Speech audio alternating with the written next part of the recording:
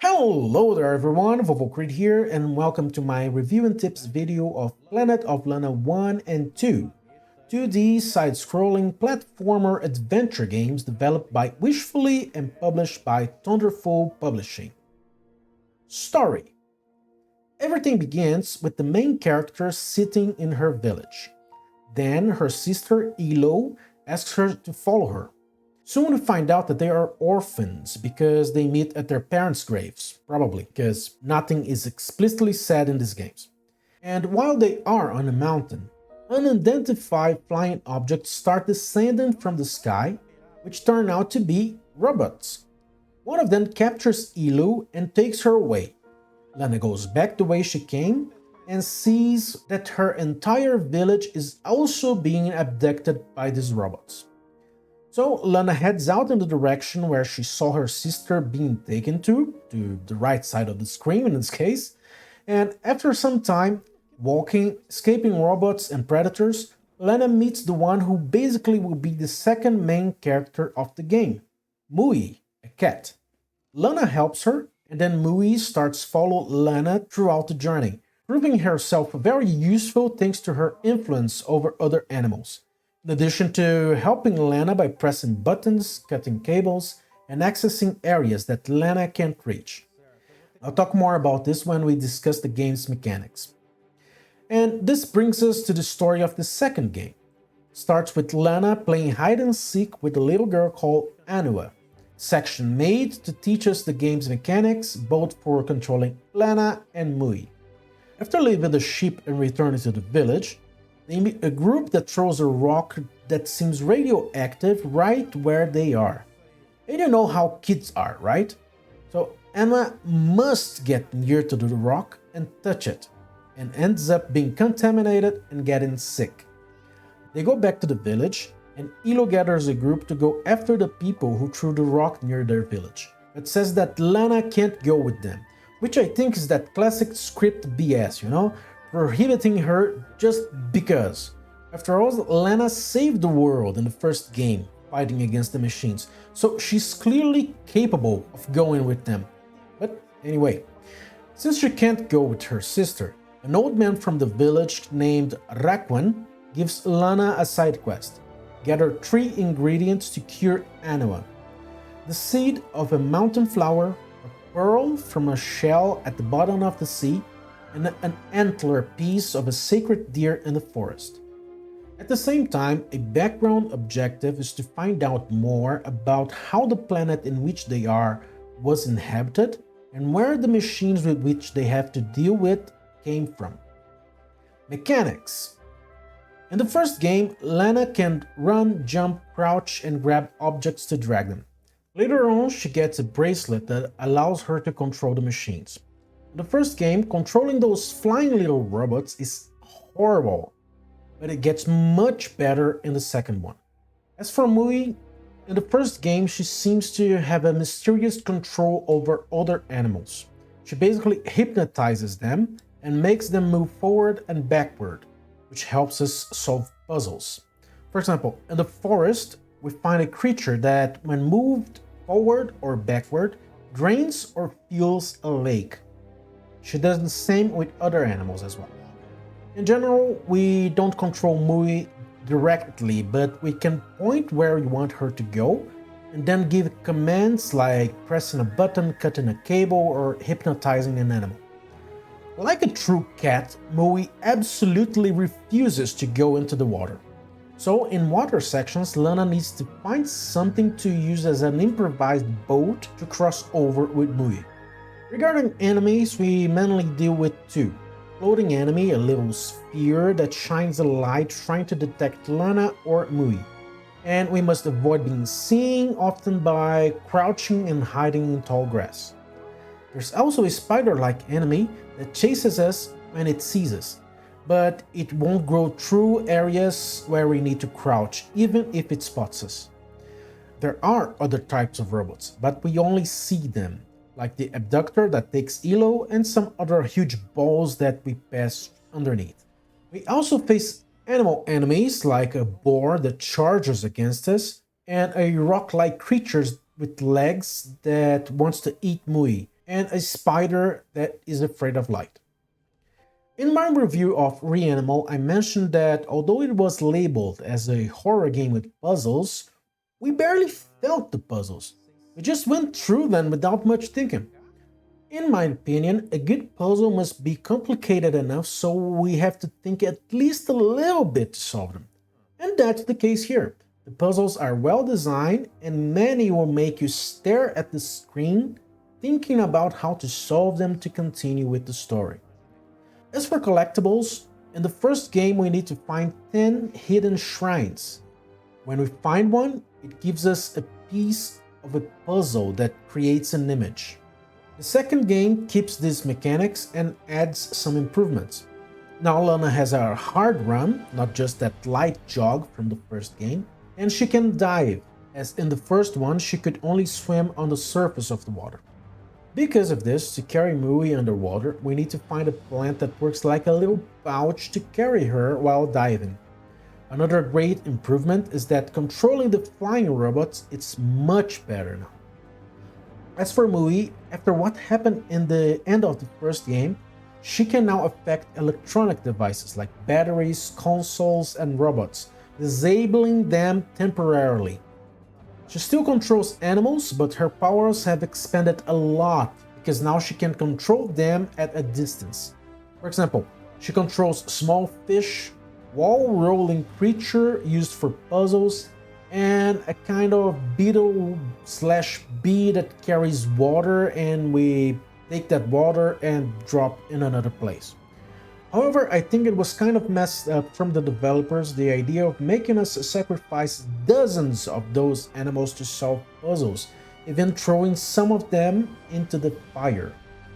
As for new enemies, the flying robots and the spider-like ones remain, and now we also have to deal with security cameras. As for organic enemies, the highlight is the electric shark. There are also environmental hazards like those radioactive stones, which Mui, for some unexplained reason, can make the radiation disappear when she's near them. As for collectibles, this time there are holograms, which Mui unlocks them with her powers and Lana collects them. Graphics. As you can see, the graphics aren't ultra realistic, but the art is very beautiful, like watercolor. It wasn't hard at all to me to make thumbnails for the episodes because it was very easy to find beautiful frames. One thing that felt odd at first was the background. I think that games with simpler art styles usually have more detailed backgrounds, while the characters are pixelated. We saw that, for example, in the demo of Replaced. The situation here is the opposite. The background is very watercolor-like and static. It looks like a theater play background, while the foreground is lively and animated. But this feeling quickly fades away because the overall beauty of the game takes over, especially during cinematic moments. And something that contributed a lot for this was the soundtrack. The soundtrack of these games is something else. I absolutely fell in love with it. I highly recommend everyone to take some time to listen to it. I'll even leave a link in the description so you can listen to it here in YouTube. Check it out later. The soundtrack contributed a lot to the moving moments, especially in the desert scene in the first game, when Mui starts running away and Lana follows her. Let's watch a bit of it.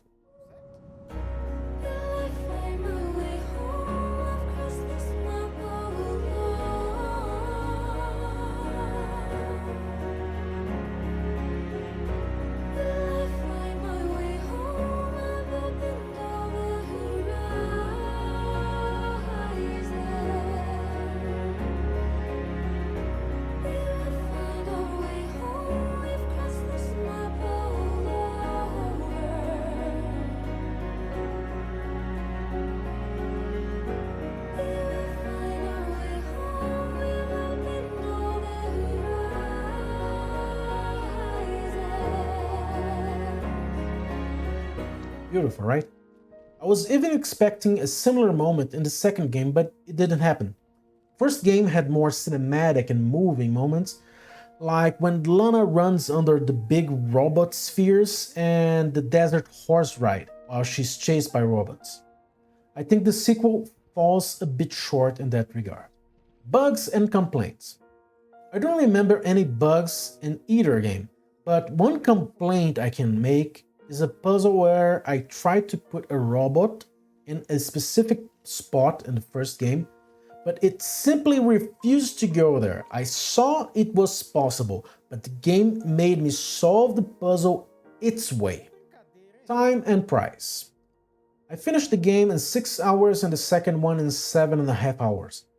Both of them cost around $20 at full price, but since the first one is older, you can find it much cheaper on sale. I'll even leave a link in the description if you want to buy it. Conclusion. Both games are fun, touching, and beautiful. The puzzles aren't just for show, you actually need to think to solve them. In other words, it's a puzzle game with actual puzzles. And I think the price matches what the game offers, especially if you find a good deal. Before ending this video, I would like to add another section with spoilers. So if you haven't played the game yet or watched the Let's Play of them, consider this your warning. Spoiler time! One thing I kept wondering after finishing the second game is whether the developers really planned for a trilogy from the start. The ending of the second game clearly points in that direction, that we will have a third game, because we got a cliffhanger since we don't know what happened to Lana and Mui, if they left Temati's ship or not.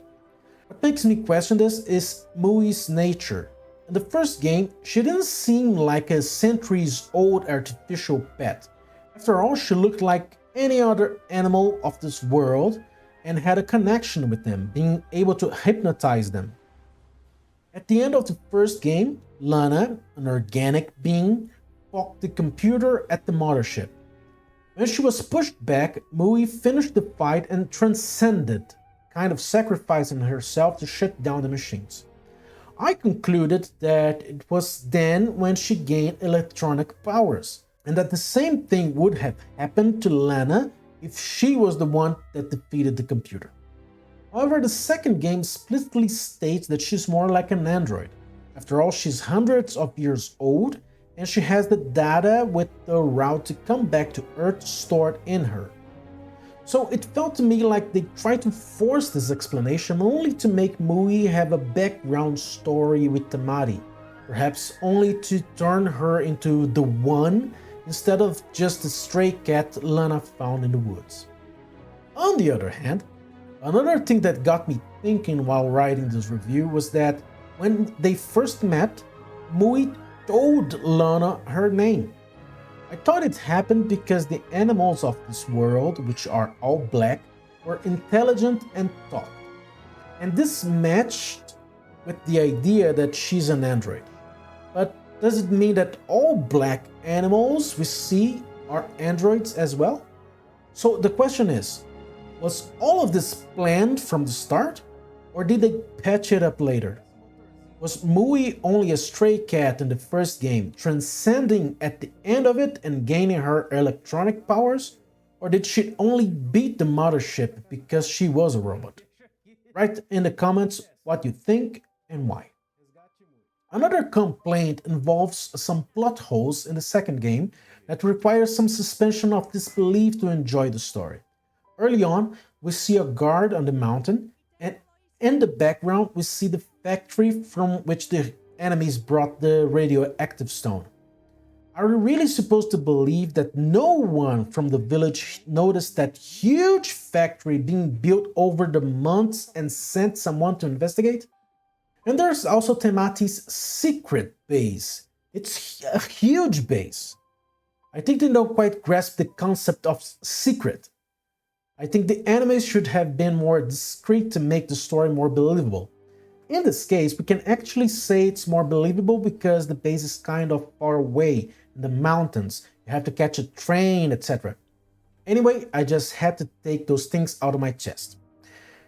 What about you guys? What do you think of the Planet of Lana game series so far? Leave a comment below. Also, don't forget to leave a like, subscribe, and share the video with your friends. See you in the next one. Bye for now.